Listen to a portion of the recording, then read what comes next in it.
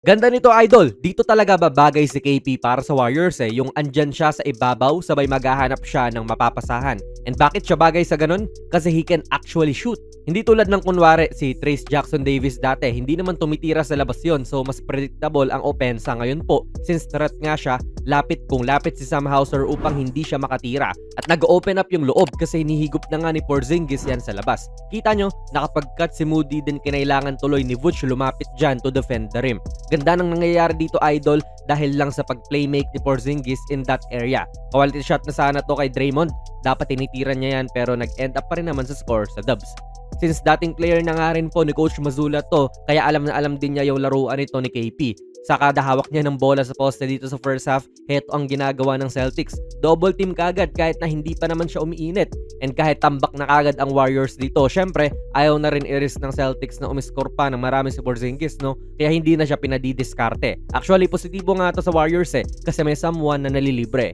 Ang kaso nga lang, then sa unang mga puntos niya in a Warriors jersey, galing din yan sa pagpwesto niya sa ilalim. Maganda pa to kasi transition tapos hinahanap agad niya yung tao niya na sisilan. Veteran na rin kasi tong si KP so alam na talaga niya yung ganitong galawan kapag may size advantage siya. Unang mga puntos niya yan. As a career 36.6% shooter sa labas idol, hindi man yan pang sharp shooter na porsyento, no? Pero you got to respect din to. Titira yan kapag iniiwanan mo. Dito talaga ako na-excite kay KP sa Warriors, lalo na kapag si Steph na yung nandyan sa court. Kaso wala injured pa.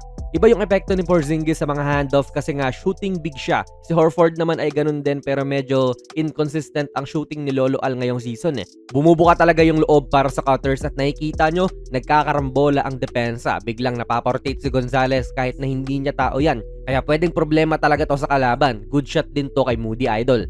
Tambak na to idol sa pagbubukas ng fourth quarter at parang ito ang unang beses na namoste si KP at hindi siya dinodouble ng Celtics. Siguro nga dahil tambak na at fourth quarter kaya hindi na nila pine-pressure. And even sa ganito nga effective siya kasi hindi lang naman poste para umiscore ang pwede niyang gawin dyan, pwede rin siyang pumoste sabay may ibang movement na gagawin yung mga kampi niya.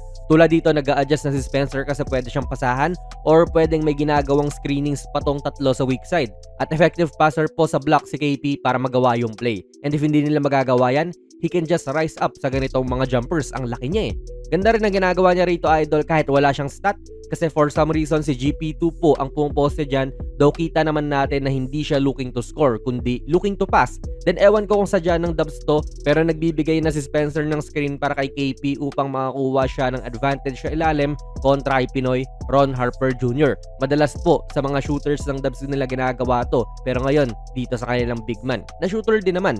I think gusto talaga pumesto ng KP dyan para bigyan siya ni GP2 Pero nung hindi siya napasahan, patuloy pa rin siyang pumwesto talaga pero ngayon nagsilbi siyang shield sa attacking na si Melton.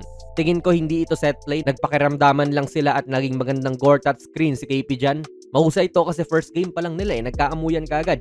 Kaya isipin nyo yun idol, tila ginawa siyang 7-3 na Steph Curry dito sa ganitong flare screens na ginagawa sa kanya. Madalas yung big man ang nagbibigay ng ganitong mga klaseng screens sa shooters ng Warriors pero ibang level naman din kasi yung shooting ni Porzingis kaya expect nyo mga Warrior fans na marami pa kayong makikitang ganito.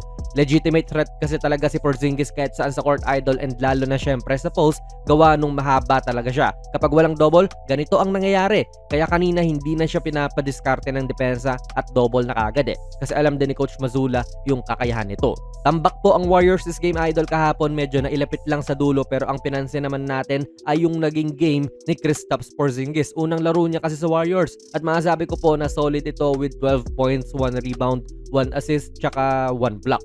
Nakulangan ako doon sa rebounding idol kasi kung big man ka, ikaw dapat yung expected na maraming rebounds Pero kung opensa lang naman ang pag-uusapan, nakikita ko na maganda ang magiging fit niya sa Dubs lalong lalo na kapag nakabalik si Steph galing sa injury. Kaso medyo matagal-tagal pa natin makikita yan, sa March na yan probably. Kaya sa mga Warrior fans dyan, excited na ba kayo makita ang Porzingis Curry combo? Ilagay nyo lang po ang inyong mga komento sa ating comment section. Kung nagustuhan nyo po ang ating video ay pakipindot na lang idol ng like button, mag-subscribe ka na rin sa ating channel. And ako nga pala si Jonas PB and as always, hanggang sa muli.